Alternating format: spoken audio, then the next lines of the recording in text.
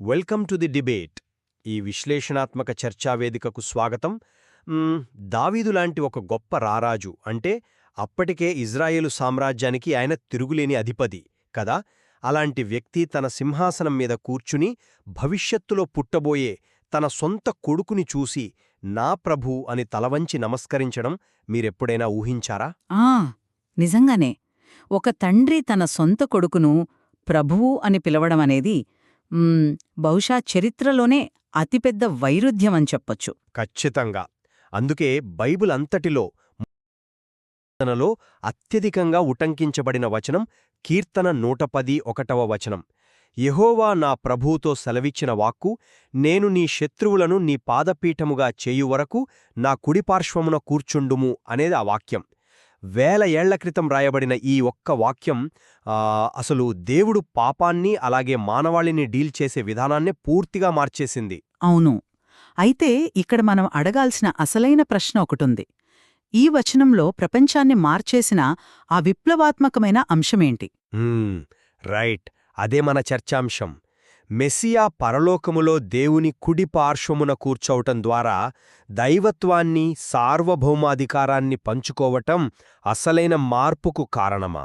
నా వాదనేది ఒక మానవుడు దైవిక సింహాసనాన్ని అధిష్ఠించడం అనే ఆ సహపరిపాలన వల్లే విశ్వచరిత్ర మలుపు తిరిగింది అని నేను నమ్ముతున్నాను. నేను దాన్ని వేరొక కోణంలో చూస్తున్నాను. అంటే కుడిపార్శ్వమున కూర్చోవడమనేది ఒక అద్భుతమైన స్థితి కావచ్చు, కాని మానవాళి ఎదుర్చూసిన అసలైన విముక్తి అది కాదు. అయితే మీ ఉద్దేశంలో ఆ విముక్తి ఏంటి? ఆదికాండము 3వ అధ్యాయంలో సర్పం తల చితకద్రొక్కబడుతుందని దేవుడు చెప్పిన ఆ మొదటి సువార్త నెరవేరింది కుడిపార్శ్వం వల్ల కాదు.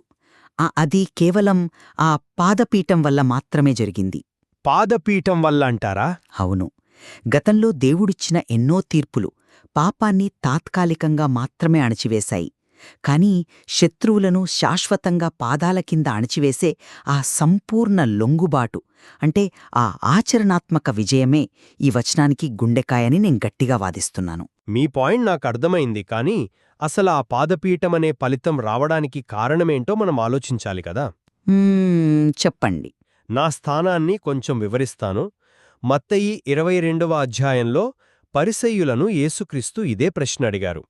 మెస్సయ్య దావీదు కుమారుడైతే దావీదు ఆయనను ప్రభు అని ఎలా పిలిచాడు అని. దానికి ఎవరూ సమాధానం చెప్పలేకపోయారు. నిజమే, వాళ్ళ దగ్గర సమాధానం లేదు. ఎందుకు లేదు? ఎందుకంటే అక్కడ ఉన్నది ఒక సాధారణ రాజకీయ నాయకుడు కాదు కాబట్టి. ఆయన ఏకకాలంలో దావీదు కుమారుడు అంటే మానవుడు, మరియు దావీదు ప్రభువు అంటే దేవుడు. ప్రాచీన తూర్పు దేశాల సంప్రదాయాల్లో కుడిపార్శ్వమున కూర్చోవడమంటే పక్కన ఒక కుర్చీ వేసుకుని కూర్చోవడం కాదు. దాని అర్థం సంపూర్ణ సహపరిపాలన. సింహాసనం ఒకటే, అధికారం ఒకటే. సృష్టికర్త అయిన దేవునితో సమానమైన అధికారాన్ని ఒక మానవుడు పంచుకోవడమనేది విశ్వచరిత్రలోనే ఊహించని మలుపు. కాని ఒక్క నిమిషం, ఆ అత్యున్నత దైవత్వం లేకుండా ఈ విశ్వస్థాయి సమస్యను పరిష్కరించడం అసాధ్యమంటాను నేను. నేను ఆ లాజిక్తో ఏకీభవించలేకపోతున్నాను. ఎందుకంటే దైవత్వం, సార్వభౌమాధికారమనేవి దేవునికి ఎప్పుడూ ఉన్నవే కదా. అవును. దేవుడు కుడిపార్శ్వాన ఎవరినో ఒకరిని కూర్చోబెట్టుకుంటేనే ఆయనకు అధికారం వస్తుందా? లేదు కదా. ఆదాము కాలం నుండి దేవుడు సింహాసనం మీదే ఉన్నాడు. సంపూర్ణ అధికారం ఆయన చేతిలోనే ఉంది. మరి ఎందుకు మానవాళి సమస్య తీరలేదు? అది ఇక్కడే మనం ఆ వచనంలోకి మరింత లోతుగా వెళ్ళాలి. పాదపీఠమంటే ఏదో సరదాగా కాలు పెట్టుకునే టూల్ కాదు. మీరు ప్రాచీన తూర్పు దేశాల గురించి మాట్లాడారు కదా. ప్రాచీన ఈజిప్ట్ లేదా అసీరియన్ చరిత్ర చూస్తే ఒక రాజు గెలిచినప్పుడు ఓడిపోయిన శత్రురాజుల బొమ్మలను తన చెప్పుల కింద, అంటే తన పాదపీఠం మీద చెక్కించుకునేవాడు. అవును, ఆ చారిత్రక ఆధారాలున్నాయి. ఖచ్చితంగా. టుటన్ఖామన్ సమాధిలో దొరికిన పాదపీఠం మీద శత్రువుల బొమ్మలుంటాయి. అంటే అతను లేచినా కూర్చున్నా వాళ్లని తొక్కుతూనే ఉంటాడు. ఇది కార్యరూపంలో జరిగిన నిర్మూలన. పాపం, మరణం, సాతాను అనే శత్రువుల మీద సాధించిన ఆఖరి విజయమిది. కుడిపార్శ్వమనేది ఒక స్థానమైతే పాదపీఠమనేది ఒక చర్య. ఆ చర్య వల్లే చరిత్ర మారింది. అది చాలా ఆసక్తికరమైన పాయింట్. కాని నేను దీనికి కొంచెం భిన్నంగా స్పందిస్తాను.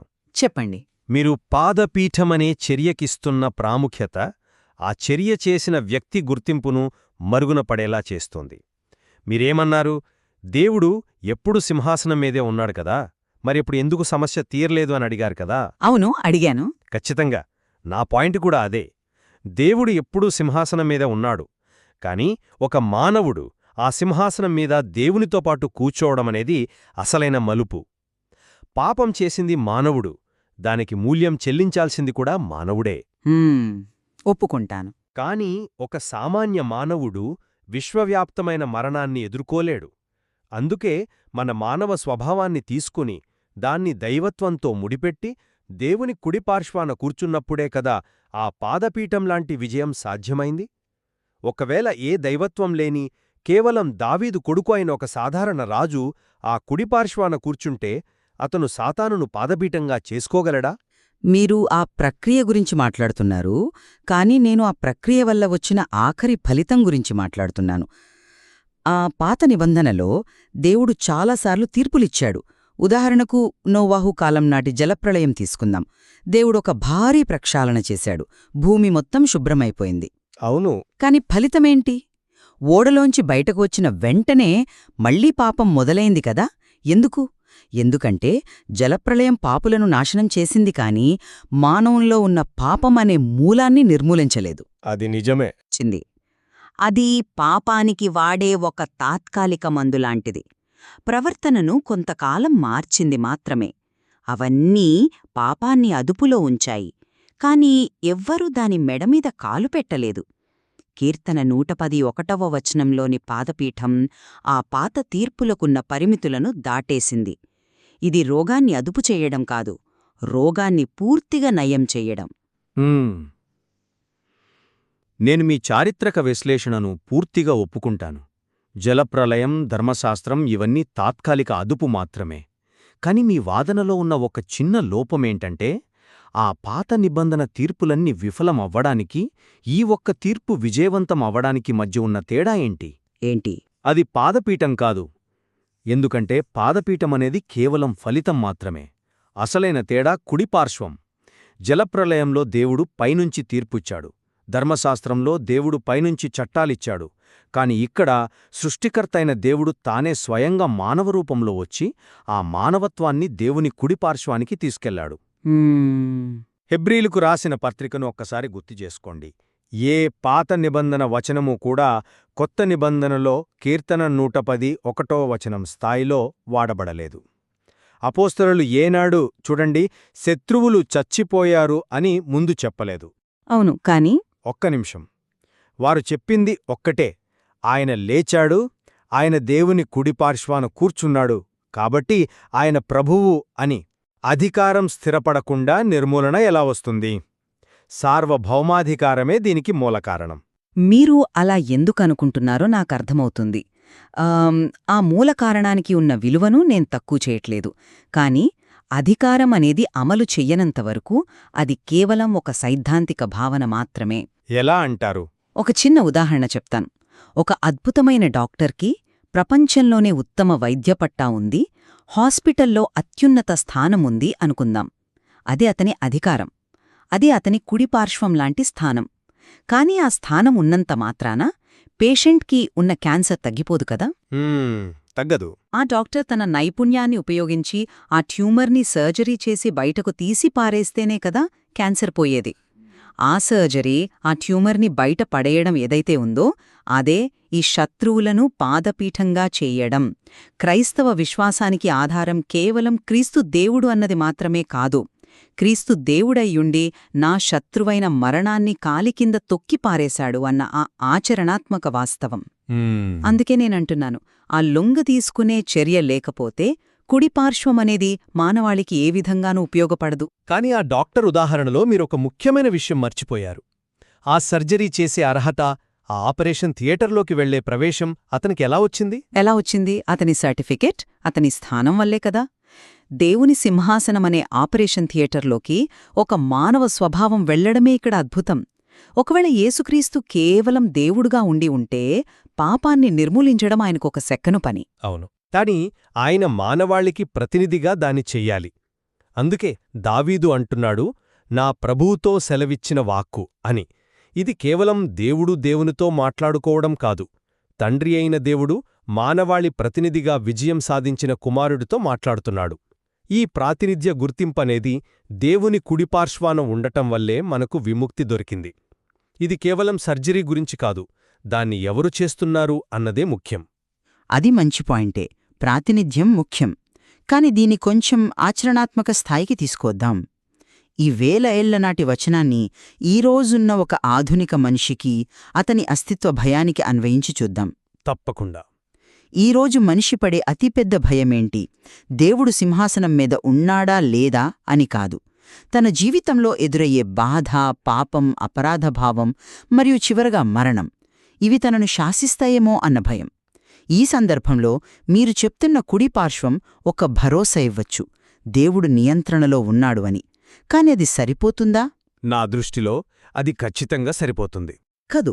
నాకు శత్రువు ఎదురుగా ఉన్నప్పుడు నా రాజు సింహాసనం మీద ఉన్నాడు అని తెలుసుకోవడం ఒక ధైర్యం.